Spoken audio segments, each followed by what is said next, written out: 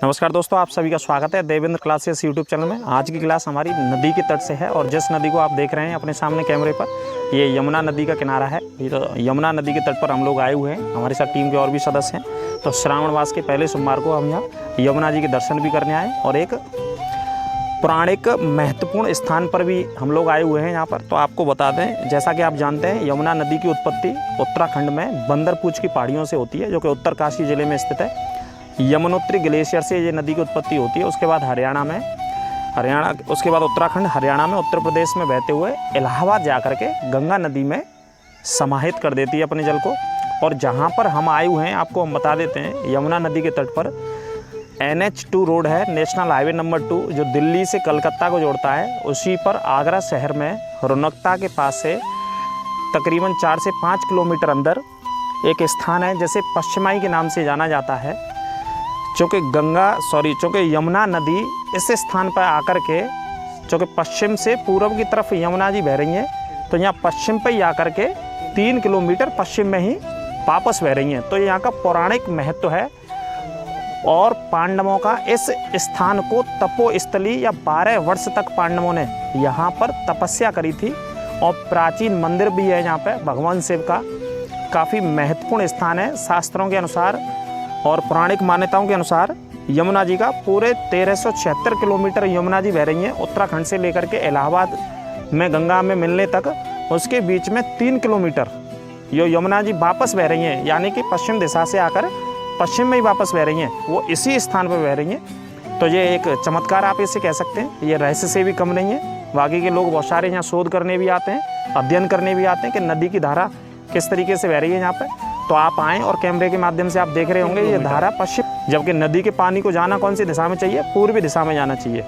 और जैसा कि आप जानते हैं, भारत की राजधानी दिल्ली से भी होकर के यमुना नदी बहती है। उसके अलावा ब्रजभूमि से होकर के भी यमुना नदी बहती है, जिसमें आप वृंदावन, और उसके अलावा आगरा है, आगरा से इटावा से जो एक क्षेत्र है हमारा बुंदेलखंड का, उन कई जिलों से हमीरपुर बांदा है, उन जिलों से बहते हुए प्रयागराज चली जाती है। और प्रयागराज में गंगा नदी से ये नदी मिल जाती है, जो कि गंगा की सबसे लंबी सहायक नदी है और सबसे महत्वपूर्ण। इस नदी को यदि आप देखेंगे, जैसा कि हम ज्योग्राफी में आपको पढ़ाते हैं, भूगोल में आपको बताते हैं नदी के बारे में, कि नदियों के 2 तट होते हैं, 2 क्षेत्र होते हैं नदियों के। एक उपजाऊ क्षेत्र होता है और एक कम उपजाऊ क्षेत्र होता है। तो जहाँ हम खड़े हैं, इस नदी के किनारे ही खड़े हैं। आप नदी को दिखा भी सकते हैं और नीचे भी दिखा सकते हैं। तो इस क्षेत्र को ज्योग्राफी के हिसाब से, भूगोल के हिसाब से बोलते हैं, नदी के जो निचला इलाका होता है उसे बोलते हैं खादर के मैदान, जो सबसे ज़्यादा उपजाऊ होता है। तो इस इलाके को खादर के तरीके से भी जाना जाता है, जहाँ पे बहुत सारे किसान आगे चल करके जो साइड की जगह हैं वहाँ पे खेत भी हैं किसानों के, यहाँ खेती भी करते हैं।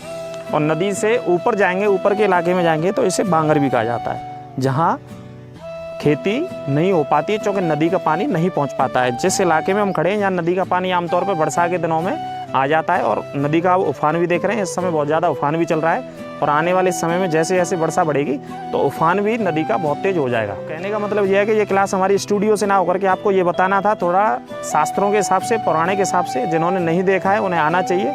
आगरा के आसपास के लोगों को तो देखना चाहिए।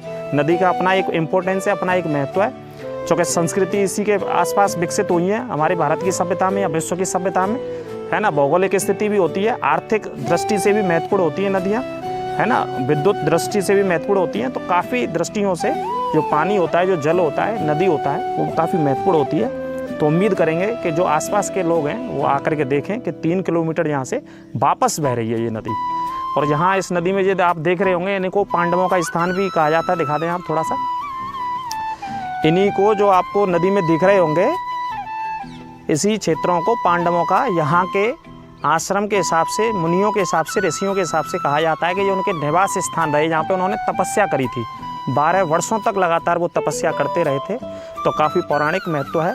और नदी के बारे में भी आप समझ गए होंगे, यमुना की सबसे बड़ी सहायक नदी चंबल नदी है, जो कि इटावा में यमुना से संगम होता है। ये भी इंपॉर्टेंट पॉइंट है, जो कि बहुत सारे एग्जाम्स में हमेशा पूछा ही जाता है। और यमुना नदी अपने खादर के बांगर के लिए भी फेमस है, जो कि गंगा की सबसे लंबी सहायक नदी है, उसके लिए जाना ही जाता है, खादर और बांगर के लिए।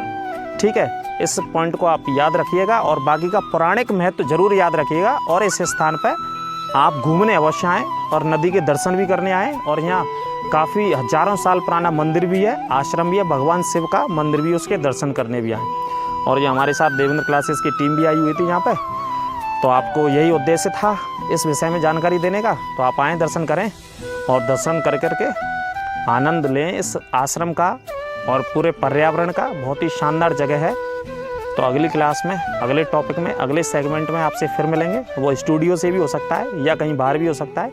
आज तक के लिए इतना ही। नमस्कार।